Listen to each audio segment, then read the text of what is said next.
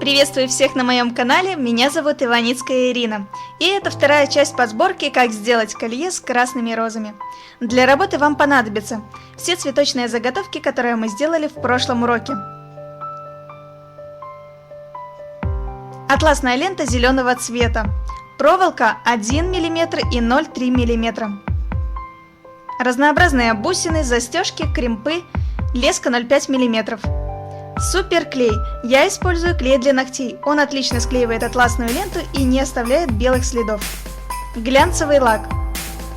И круглый катер. Ручным сверлом проделываем отверстия в розах. Берем проволоку толщиной 1 мм. Я использую проволоку фирмы Griffin. Она очень прочная. Насаживаем розы на проволоку в том порядке, в котором они должны быть на колье. Большая роза в центре, а по краям розы по убыванию. Помогаем себе плоскогубцами, если роза плохо одевается.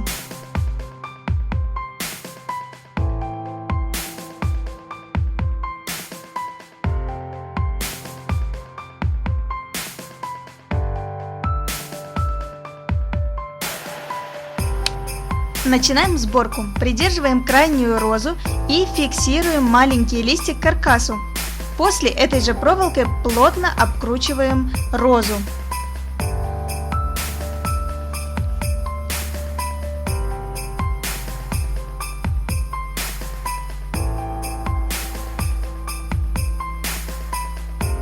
Второй маленький листик закрепляем напротив первого.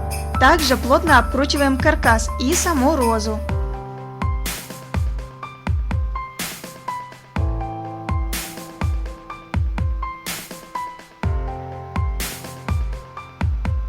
Берем большой красный бутон и закрепляем его между листиками. Обкручиваем проволокой каркас между листиками. За счет этого он будет плотно держаться на своем месте. И тоже фиксируем розу.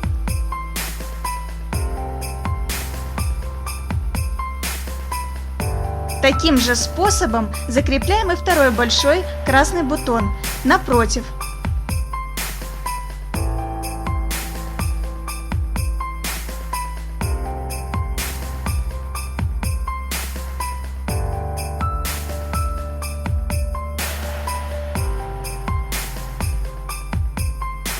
Между ними цепляем маленький красный бутон.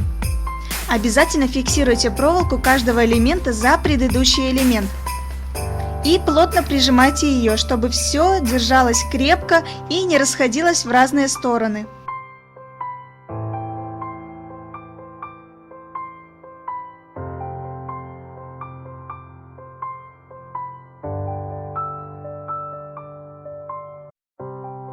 Плотно и равномерно распределяем всю проволоку по каркасу между всеми элементами.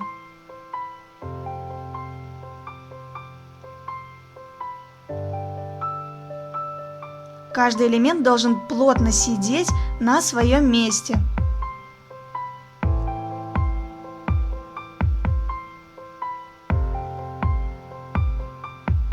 После того, как вы хорошо закрепили все бутоны, листочки и саму розу, лишнюю проволоку отрезаем, чтобы не мешало. И поджимаем ее плоскогубцами, чтобы она не кололась после. Продолжаем собирать дальше. Закрепляем большой листик, плотно обкручивая каркас и предыдущую розу. Вся проволока под розой должна аккуратно лежать в одном направлении. И сильно толсто не накручивайте проволоку между листиками и бутонами, а то потом работа будет смотреться неаккуратно. Каркас будет где-то толще, где-то тоньше, старайтесь распределять ее равномерно.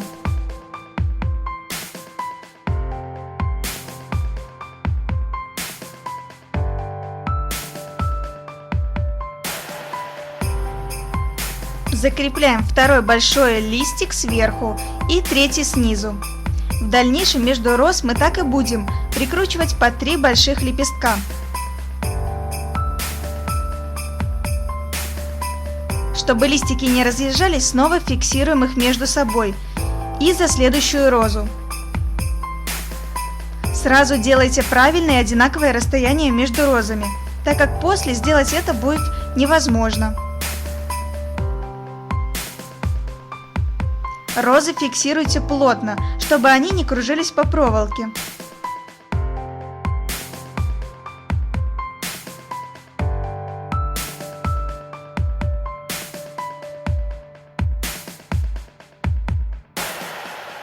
В центре больших листиков прикручиваем один маленький листочек. Им же и зафиксируем остальные, чтобы они оставались на своих местах.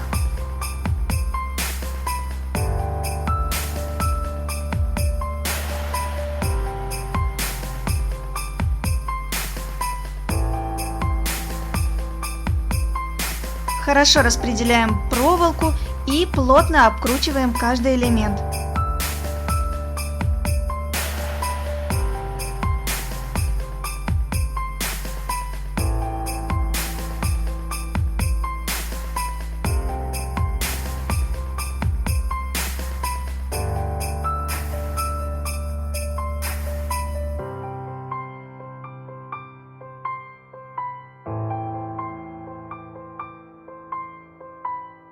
Перед маленьким листочком цепляем один зеленый бутон.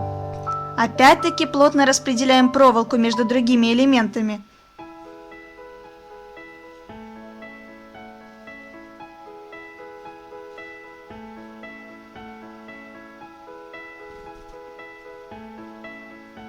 И за маленьким листочком будет большой красный бутон. Также крепко его фиксируйте за другие элементы.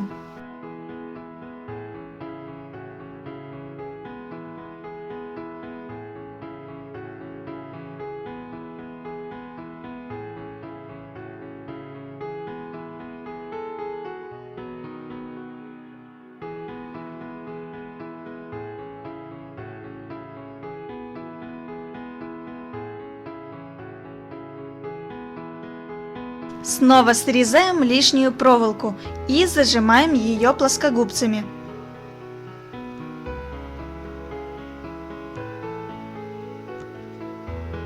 Таким же способом закрепляем еще 3 больших листика, один маленький и зеленый и красный бутон после следующей розы.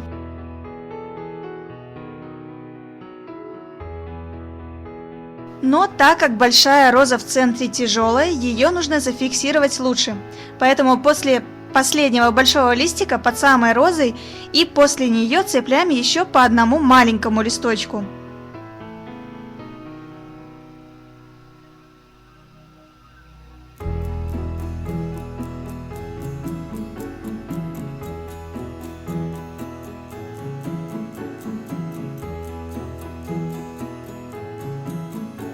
А между ними впритык к розе крепим один зеленый бутон и один маленький красный бутон. Эти элементы и будут фиксировать центральную розу.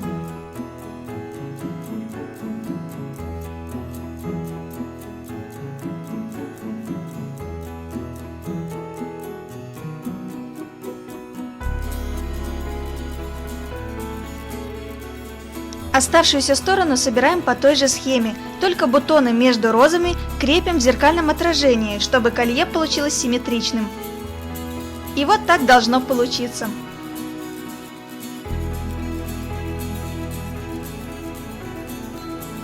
Так как я решила украсить желтыми бусинами колье, то и проволоку взяла золотистого цвета. Проволока 0,3 мм. Закрепляю ее между розой и листочками и продеваю бусинку. Ножку закручиваю.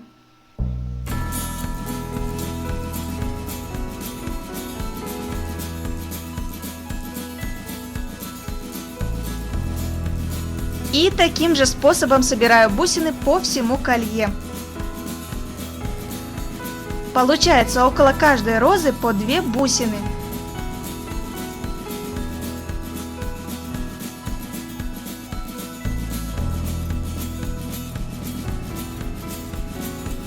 В конце лишнюю проволоку отрезаю и зажимаю плоскогубцами.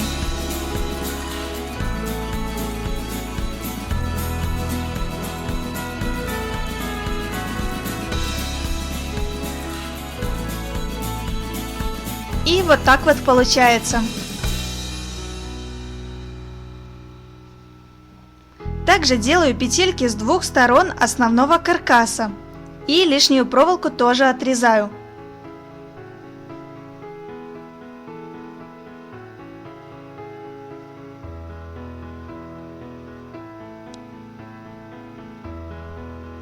Основная часть для колье готова, она должна получиться не меньше 30 сантиметров. Берем атласную ленту, фиксируем ее и начинаем аккуратно и плотно обкручивать весь проволочный каркас между всеми элементами, чтобы скрыть всю проволоку.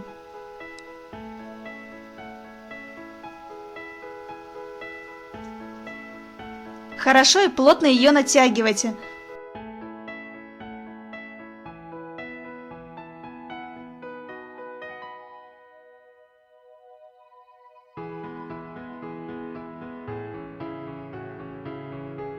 В тех местах, где проходят розы, пропускаем ленту, фиксируя ее плотно около розы и продолжаем дальше обматывать весь каркас.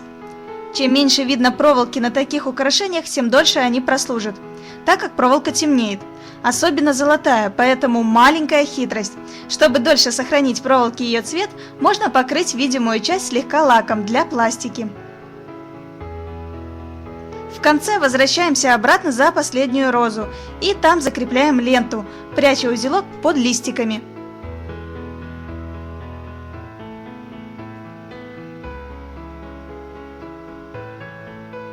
Узел хорошо затягивайте.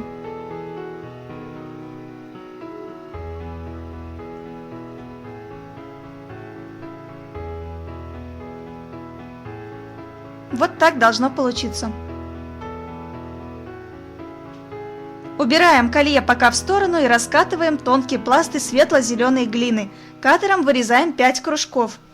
Этими кружочками мы скроем проволоку и ленту с тыльной стороны розы.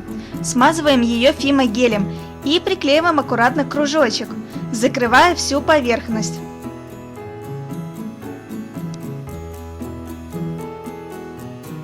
Можно оставить их гладкими или сделать на них красивый оттиск. Здесь я приведу пример с другим колье. При носке колье будет прилегать к телу именно этими кружочками, поэтому атласная лента будет меньше пачкаться и колье прослужит дольше, а также будет меньше колоться и приятно прилегать к коже. На этом этапе запекаем все колье 15 минут при 110 градусах. Стеклянные бусины, так же как и акриловые, спокойно переносят эту температуру. После того, как колье остынет, смазываем край и узел атласной ленты клеем, а лишнее отрезаем. Теперь покрываем листики слегка глянцевым лаком в один слой, так как если переборщите с лаком, то колье потеряет свою реалистичность. Листики лишь слегка должны выделяться на фоне матовых роз. И вот так вот должно получиться. Собираем бусины на леску. Берем леску 0,5 мм и продеваем на нее кримп. Продеваем край снова в отверстие, чтобы получилась петелька. За нее мы и будем крепить бусины к каркасу на колье.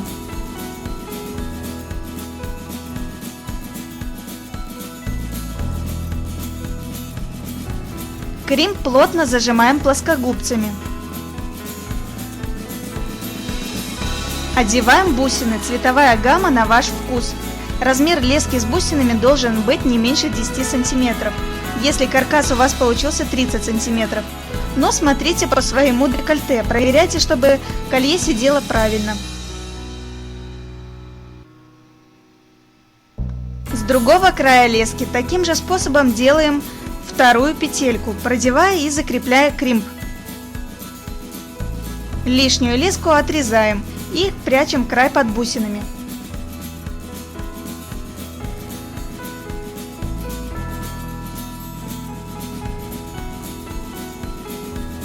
Одеваем в петельки застежки и цепляем все к каркасу на соединительные колечки.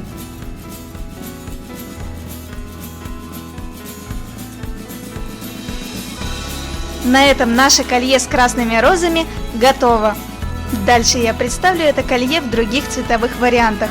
Мастер-класс подошел к концу. Всем спасибо за просмотр. Надеюсь, все понятно объяснила, но если есть какие-то вопросы, не стесняйтесь, пишите в комментариях, и я обязательно отвечу. Над лепкой и съемкой всего этого мастер-класса я работаю уже 4-й день, поэтому я иду отдыхать и готовиться к следующему МК. А вам желаю всем огромного вдохновения и успехов в творчестве. Ставьте лайк, если вам понравился урок, и мне будет очень приятно. Ну и подписывайтесь на мой канал, если вы еще не в нашей дружной компании, чтобы не пропускать новые видео. Подписывайтесь и лепите вместе со мной.